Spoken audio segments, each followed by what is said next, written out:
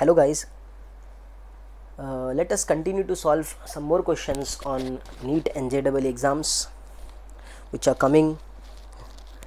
So the seventh question is an object is placed at 15 centimeter in front of a concave mirror whose focal length is 10 centimeter. The image formed will be how much? What would be the magnification of the image, and what would be the nature of the image? It would be erect or inverted. Let's try to find it. An object is placed at 15 centimeter in front of a concave mirror. If an object is placed in front of a concave mirror, okay, let me solve with a different color. If an object is placed in front of a concave mirror,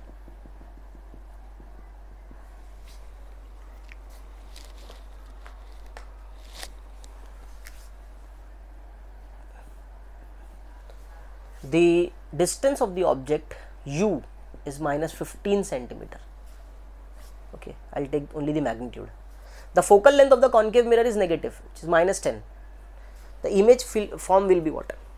Actually, by knowing the magnification of the image, you can easily tell what would be the nature of the image. Why? Because if the magnification is negative,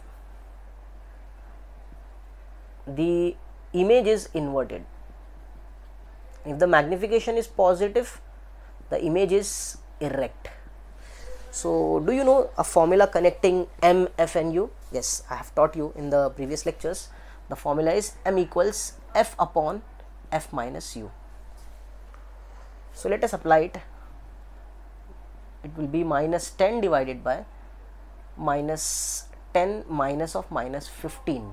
That becomes minus 10 divided by minus 10 plus 15 is plus 5. You will get 5 ones are 5, 2s are. So, that becomes minus 2. And since m is minus 2, therefore, the image, since m is greater than 1, if mod m is greater than 1,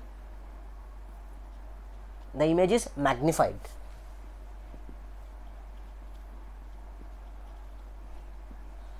And also, if m is negative, the image is inverted. So, the right answer is A option. Let's solve the 8th question. The refractive index of water with respect to air is given. The refractive index of water with respect to air is 4/3. The refractive index of glass with respect to air is given as 3/2. And you need to find what is the refractive index of water with respect to glass. We will use a formula for this, which is mu21 equals mu2 by mu1. The refractive index of second medium with respect to first medium is equal to the absolute refractive index of second divided by the absolute refractive index of first. The absolute refractive indices of mediums are measured with respect to vacuum or air. For all practical purposes, we will take vacuum and air to be having same refractive index. So, you can write this as mu2a divided by mu1a. So, applying this formula here will give you mu WA divided by mu GA.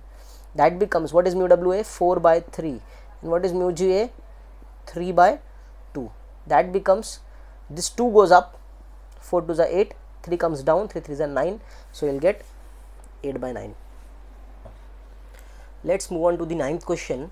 The question is, a ray of light is incident at the glass water interface. At an angle I as shown in figure, it finally emerges parallel to the water air interface. The value of mu G would be how much? See, it is very simple. We will apply Snell's law to get this. What would be mu G W? Whenever light moves from first medium into second medium, okay, the medium in which the light is moving, which is the second medium W, if you see the glass water interface, with respect to the first medium, which is glass, is given by Snell's law as sin I by sin R. Okay. Therefore, you can write mu WG as mu W by mu G is equal to sin I by sin R. So, therefore, because mu21 is mu2 by mu1, therefore, mu G would become mu W into sin R by sin I. Now, since here you can see this is r, so there this will be r by alternate angles. There is the grazing of surface of light, the grazing of the light on the air water surface, and therefore this r would be the critical angle, and the formula for critical angle is sine inverse of 1 by mu. Mu is the medium from which the light is traveling to air, the medium the denser medium from which the light is traveling to air, and in this case it is water, so this would be mu w. So therefore r would become, what is mu w? Mu w is not given, na? So therefore sin r is 1 upon mu w, and therefore mu w sin r is equal to 1, and you can see mu w sin r is present here. This becomes 1,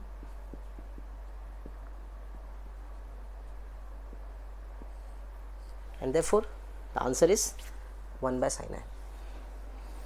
See the next question. The next question is, a metal coin is at the bottom of a beaker filled to a height of 6 centimeter.